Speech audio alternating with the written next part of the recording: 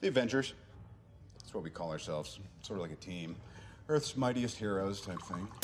Avengers, time to work for a living. That's my secret. I'm always angry. I am on the side of life. You get hurt, hurt him back. You get killed, Walk it off. I'm here to talk to you about the Avenger Initiative.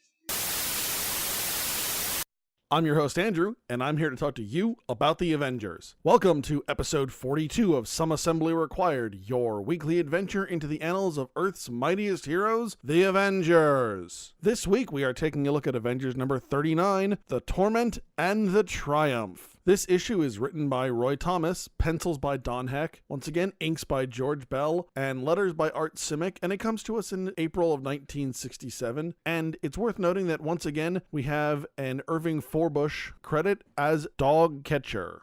Starting off with our cover, I really like it. You have Hercules front and center, and as the newest addition to this book, and more or less to our team, I think it's fitting that we have a Hercules-centric cover, and that he's very front, center, and heroic looking. And we see Herc here taking on the Mad Thinker's Triumvirate of Terror, which, as you will see, is one of the worst groups of villains ever assembled. And to my understanding, this is the only assembly of the Triumvirate of Terror ever. But to start off, our issue is a bit more melancholy in that we see Hawkeye with a newspaper that says Black Widow, a traitor? ? Hawkeye is understandably distraught at this news. Not only did Hawkeye get his heart broken and stomped on in front of the rest of his teammates last issue, but Black Widow said she was going back behind the bamboo curtain, and now in this issue we get a little bit more explanation as to what's going on. Now obviously you and I, the readers, understand that Black Widow was doing whatever she does here as a directive from Nick Fury. Again, Black Widow, being recently converted to the side of the Americans, had volunteered her skills and abilities to S.H.I.E.L.D. in order to prove her worth to her new country. So as the Avengers investigate what's going on here, we have several panels of Scarlet Witch reading the newspaper that Hawkeye was holding, and it's a really cool thing they do here. As they go through the news story, Scarlet Witch is reading the news story and we get her narrations. We see the actions and we actually get the dialogue as if it were happening in real time for us. So the short answer of what happens is that Black Widow breaks into a top secret defense facility in Arizona and steals plans for a submarine. Now, what the Avengers don't realize is that the plans for the submarine that Black Widow stole are in fact obsolete, and that this is all a setup by Nick Fury in order to figure out what's going on behind the bamboo curtain. And we see Nick Fury speaking momentarily with Dum Dum Dugan, as well as a brief appearance by Agent Jasper Sitwell, in which Fury and Dugan briefly outline their plan. At which point, we cut back to Avengers Mansion, and we find Hercules getting ready to work out. Because, you know, Hercules, big feats of strength and muscle are kind of his thing, so working out I'm sure helps clear his head, and given that he is now facing a year's banishment to Earth, he probably has a lot on his mind. And in fact, we see that while Hercules is working out, he's enjoying himself, but he flashes back to one of the 12 labors of Hercules, stealing the mares of Diomedes. And Herc basically says, this is fine what I'm doing right now, but I kind of miss those great, heroic, legendary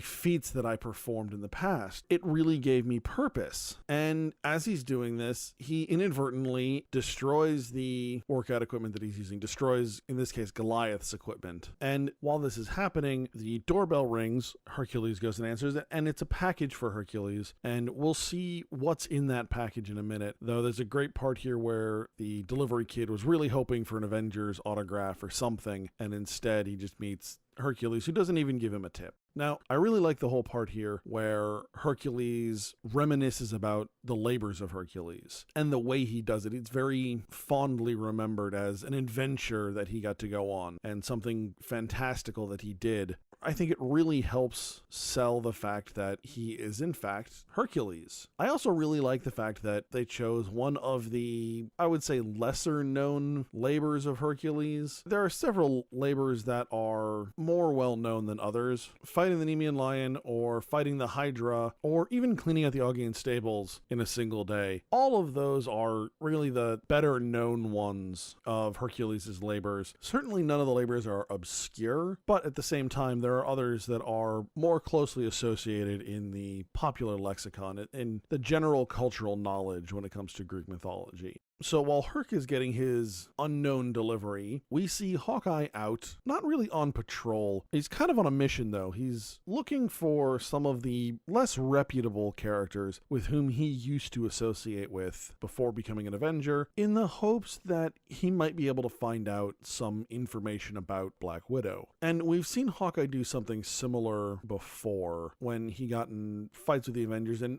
needed to blow off some steam. He would go, in that case, out on patrol, but he would go out to the streets and take some time to gather himself. And I like the consistency that this scene helps provide, keeping in mind what Hawkeye has done in the past and how he's chosen to work through his issues then, as well as now. As Hawkeye is looking for some of his old acquaintances, we are finally introduced to the primary villain of this issue, and that is the Mad Thinker. So the Mad Thinker is typically a Fantastic Four villain, originally appearing in Fantastic Four number 15, and not a whole lot is known about his past. But in general, it's pretty mysterious, and we don't actually know his full name, only his first name, that of Julius. But in general, the Mad Thinker's MO, if you will, is to manipulate things behind the scenes in order to get a particular outcome. And that's exactly what he is trying to do here. Much like we saw Dr. Doom try and do in issue number 25, the Mad Thinker has determined that the best way for him to intimidate the Fantastic Four, to show his seriousness for defeating the Fantastic Four, is to kill the Avengers. And with Captain America gone, because he's still off fighting against the Red Skull in his own title, this seems like the best time to enact his plan. And unfortunately, unbeknownst to Hawkeye, he is about to walk into the Mad Thinker's ambush, the Mad Thinker's plan. Now, I do say unbeknownst to Hawkeye, he doesn't actually know what's going on, but he suspects something is up. So as Hawkeye is walking down the alley looking for his former fence, he hears someone crying for help, crashes into a warehouse, only to be ambushed by a man in a costume calling himself Hammerhead. And his headgear looks very much like the head of a hammer. Not so much like the claw and striking surface, really just the part you hit the nail with, kind of turned vertical. Now, as this happens, though, Hawkeye has, I don't want to call it a premonition, but he's got a gut feeling that something's up. But he convinces himself that this couldn't possibly be an ambush because nobody knows he's here. Now, in my line of work and in my experience, whenever you get a feeling like that, you should really trust it because it's really your gut looking out for you. But in this case, Hawkeye talks himself out of it and is in fact ambushed. So Hammerhead is the first of the three villains that we will be introduced to that make up the Triumvirate of Terror. And like I mentioned before, they are absolutely god-awful villains. They are just terrible. They are extremely one-dimensional, extremely forgettable. In general, I have a very difficult time believing they could beat the Avengers. I understand that they have the Mad Thinker behind them, and he's helping give them insight into the Avengers' powers and weaknesses. At the same time, these guys strike me as so bumblingly incompetent that even with a very clear how-to, step-by-step, this is how you beat the Avengers, they should be screwing this up. Nevertheless, after almost 3 full pages of fighting, Hammerhead manages to take out Hawkeye, in part because he is distracted by a vision of the Mad Thinker. Now, as we'll see later, the rest of the Triumvirate of Terror, and apparently the Mad Thinker, have the ability to teleport at will. Some kind of invention, I assume, from the Mad Thinker. So the Mad Thinker's appearance behind Hawkeye, I think, was intended to be be a teleportation, but instead it's played off as Hammerhead creating an audio and visual illusion to distract Hawkeye. And it's just very weird that a villain like Hammerhead would have this ability, use it as a one-off, and that's it. I think it's far more likely here that it was intended for the Mad Thinker to have teleported in to distract Hawkeye, and then there was some crossed wires, if you will, between Roy Thomas and Don Heck here.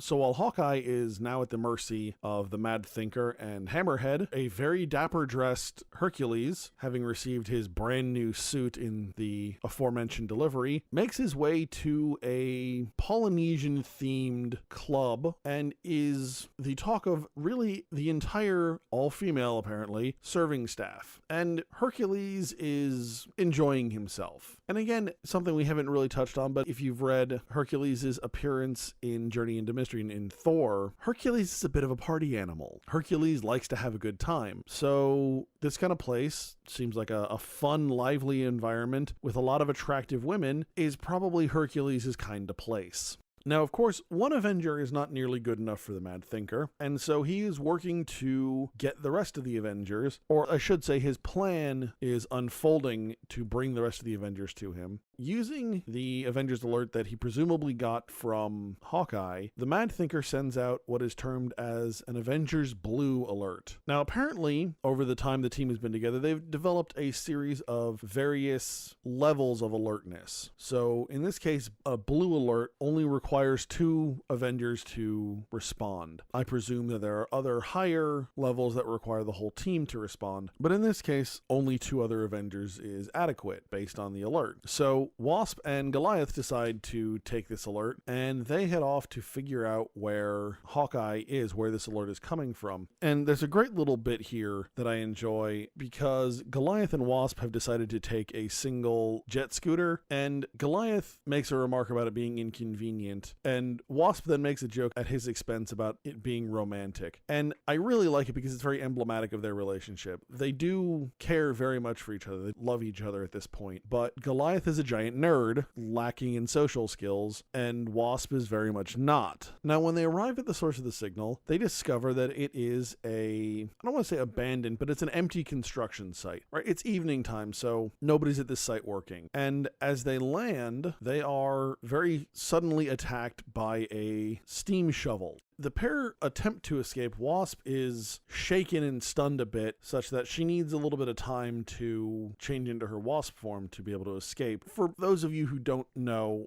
a lot of times in New York, construction sites, especially for bigger buildings, actually start off as really kind of an excavation. So Goliath and Wasp are probably 1 or more stories below street level. They're actually in a fairly sizable hole where this construction work is going on. So it's not as easy as it might appear for them to just leave the construction site. They've actually got to get themselves up and out of this hole in order to do so. And I really like this scene because, in the past at times, especially since they've rejoined the team, we've seen Goliath be protective of Wasp in somewhat unnecessary manners, right? He gets very defensive, he gets very protective, but it's more out of jealousy or out of control. This is Goliath legitimately protecting Wasp from a very real and present threat. This is very, for lack of a better term, heroic. And it again demonstrates that there is this relationship between these 2 characters, and that even though Hank Pym has his problems, he does care very deeply for Wasp, and he is willing to put his life on the line in order to protect her, especially when it really comes down to that kind of thing.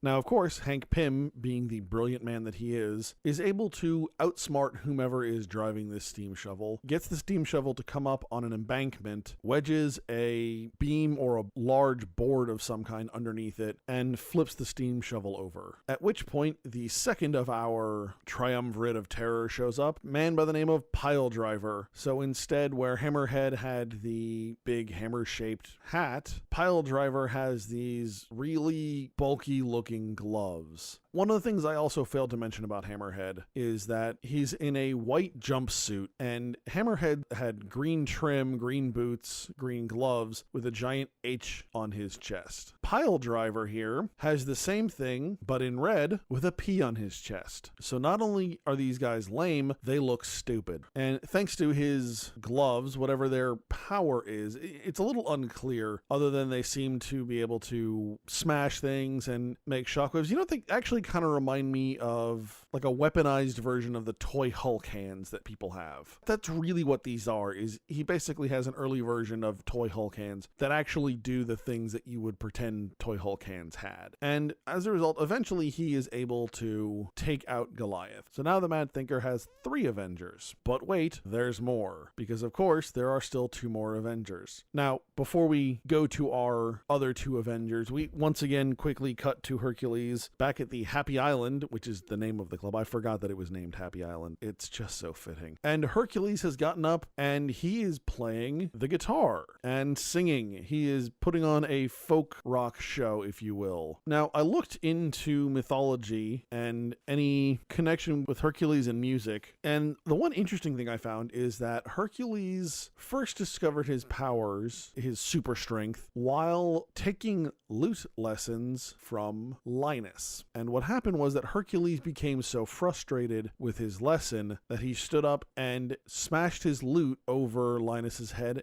killing Linus. Now, first off, I really like the fact that there's this little tie-in to Hercules' past into mythology with Hercules and the music. The other thing I really like, and this is a little bit more headcanon for me, but I like the idea of Hercules continuing his music lessons, learning how as a way to remember and honor his music teacher that he had killed. Although Hercules did it in frustration, this wasn't a malicious act. He didn't intentionally kill Linus. He had no concept of his strength at that point in time. So yes, it was an accident, but I also feel like Hercules doesn't want to forget, right? And this is his way of remembering and honoring. Again, it also plays into Hercules as a party animal, right? Everyone knows that guy who at a party will break out a guitar. And especially if you're in college, suddenly there's, all kinds of people flocking around him because, hey, that guy's got a guitar and he's playing music. That's kind of what's going on here. Now, 2 people who aren't flocking to Hercules are Quicksilver and Scarlet Witch, because back in Avengers Mansion, once again, villains have appeared inside the mansion and are attacking the Avengers. I cannot stress enough how much the Avengers need a better security system. Tony Stark is no longer cutting it. These guys need ADT. They need that little invisible blue thing in the commercials that goes around the house and protects the whole thing. That's what they need, because obviously whatever is going on here is not doing it. The Avengers had Hercules and Enchantress show up last issue, right? We haven't even had an issue since the last time somebody dropped in unannounced on the Avengers. I mean, put up a fence or something. Anything's got to help at this point, right? Okay, I'm calm now. Getting back to our issue, the Mad Thinker and the third of our Triumvirate of Terror appear in Avengers Mansion, and the third member of the Triumvirate is absolutely the worst. Hammerhead was dumb, Pile Driver was slightly dumber, but hold on to your hats, ladies and gentlemen. Let me introduce you to Thunder Boots. That's right, this guy has giant bulky boots that he slams on the ground and creates shockwaves. That is it. This guy is really dumb. And I'll be honest, I would actually accept him as being less dumb if he were named something other than Thunder Boots, because that is just the absolute worst. And once again, Thunder Boots is dressed similar to his fellow triumvirates, except this time he is trimmed in blue. Now, to be fair, Thunder Boots fighting against Quicksilver actually kind of works, because as Quicksilver is running at full speed, Thunder Boots smashes his foot down, creates a shockwave, which slows down or momentarily stuns Quicksilver, at which point Thunder Boots is able to kick Quicksilver in the chest and take him out of the picture. Again, I'd like to point out we have our pattern emerging again. Quicksilver engages, gets stunned or injured in some fashion, and then Scarlet Witch jumps into action. Here's the point at which Thunder Boots gets even more dumb than I originally pointed out, in that somehow his shockwave is able to cause a feedback loop in Scarlet Witch's powers. Her powers cause a panel behind her to explode, and therefore she is taken out. I understand in superheroics there's a fair amount of suspension of disbelief, but then there's this. And I just kind of have to scratch my head and move on in the book, because even in the context of superhero comics, this doesn't really work, doesn't really make sense. So we're just going to leave it there. But at this point, the Mad Thinker has all of the Avengers. Not only that, but in addition to wanting to kill the Avengers to intimidate the Fantastic Four, the Mad Thinker also wants access to all of Tony Stark's various technology. Because, again, remember, Avengers Mansion was Tony Stark's home before he donated it to the Avengers, so it's full of all kinds of really cool Tony Stark inventions that the Mad Thinker wants. And speaking of Tony Stark inventions, the Mad Thinker has the Avengers tied up onto a giant electro rod, and according to his plans, now is the perfect time to kill the Avengers. So throughout the issue, the Mad Thinker keeps talking about his projections between, obviously his computer and himself, and he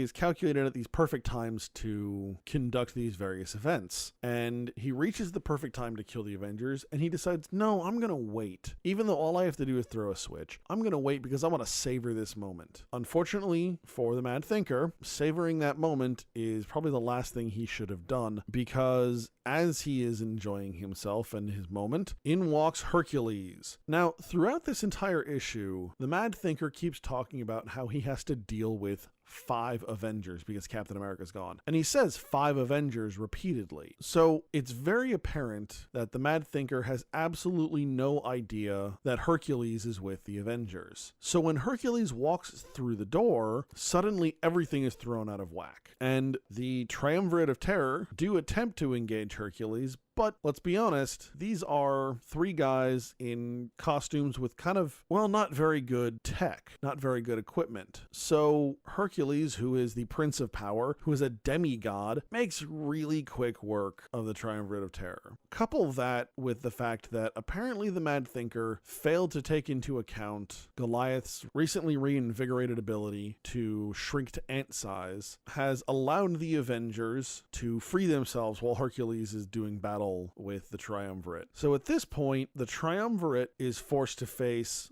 all 5 Avengers plus Hercules. Like I said, Hercules was already pretty much mopping the floor with these guys. So without the Mad Thinker's plan and facing the entire Avengers squad, it doesn't go well. Now, pretty much every time we've come across something like this, I've talked about how in comics it is much better to show than tell. What happens here is that we see all of the Avengers yell, "Avengers Assemble." Hercules seconds the sentiment, though doesn't join him in the Avengers Assemble cry. And then we cut to a panel that is outside of Avengers Mansion with a bunch of very cartoony sound effects. And then we cut back to Avengers Mansion and the Triumvirate of Terror have been completely defeated. Again, generally speaking, I would have a problem with this. But the way it's done here is so very Saturday morning cartoon, like Looney Tunes cartoon, that I absolutely love it. It's just spectacular. Because you see the Avengers charging in, and it's like the camera pans away so that the action's off screen, and then you just see the sound effects coming onto screen, and you can just imagine the crashing and the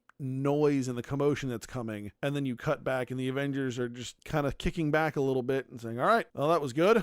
And I really enjoy the way that's done. It's very comical. The other great part about this scene, outside of its general execution, is the fact that Hercules doesn't actually join in the Avengers Assemble cry. Right? At this point, Hercules is not officially a member of the team, but this is some great foreshadowing to Hercules becoming a member of the team because he seconds their sentiment, and it's very obvious that in general, Hercules shares the same spirit as the rest of the team. So his inclusion later on in the book is a fairly logical progression from where we're at right now. Now, unfortunately for the Avengers, the Mad Thinker managed to escape, and once again he begins new projections because he failed to take into account the presence of an immortal. But the Mad Thinker will not make the same mistake twice, and that's where we will end our issue. So there's a number of things I really love about this issue. First off is the number of allusions to classic art and literature in this issue are just spectacular. They're amazing. Throughout the issue, the Thinker is constantly sitting in what we typically refer to as the thinker position, where he's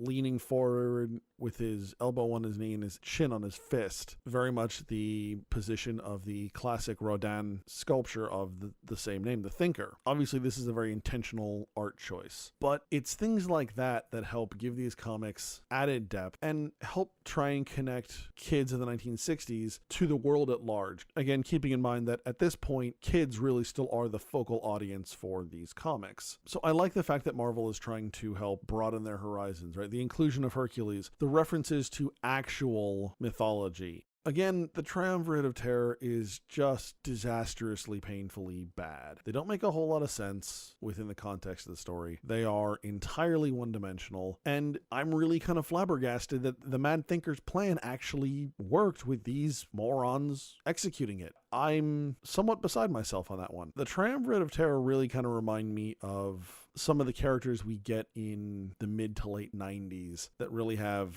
again, no perceivable depth. The only thing missing from the Triumvirate of Terror is the quote-unquote extreme elements of 90s comic characters. Now, speaking of villains, I like the Mad Thinker as a villain, but what I would prefer to see him do, other than just relying on these projections, is to constantly be tweaking and adjusting his predictions to account for slight variations in actual events. Right? It becomes very clear that he is relying far too heavily on these predictions and not adjusting as things happen. I think a character like the Mad Thinker, because he is so dependent on thinking and accounting for everything, I think he would realize that you can't address every variable in advance, or that one variable may cause changes in another, and so that you have to continuously adjust. So I would like to see that in the villain. But otherwise, I enjoy the Mad Thinker, and I also really like the way Don Heck draws him in this issue. A lot of times he has an almost Neanderthal look to him, and I really don't like that.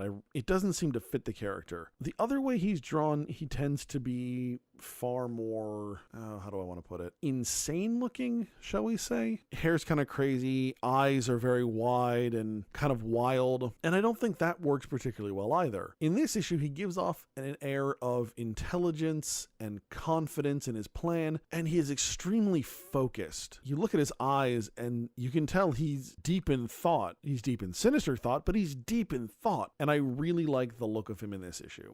Remember, you can find us at AvengersAssembly.com. You can follow us on Facebook, Instagram, and Twitter. And you can find this podcast on iTunes, SoundCloud, and YouTube. If you'd like to be a part of the conversation, send your questions and comments to Andrew at AvengersAssembly.com. Next week, we're going to be taking a look at Avengers number 40, Suddenly, the Submariner. All right, hey. All right, good job, guys. Let's just not come in tomorrow. Let's just take a day. You ever tried shawarma? There's a shawarma joint about 2 blocks from here. I don't know what it is, but I want to try it.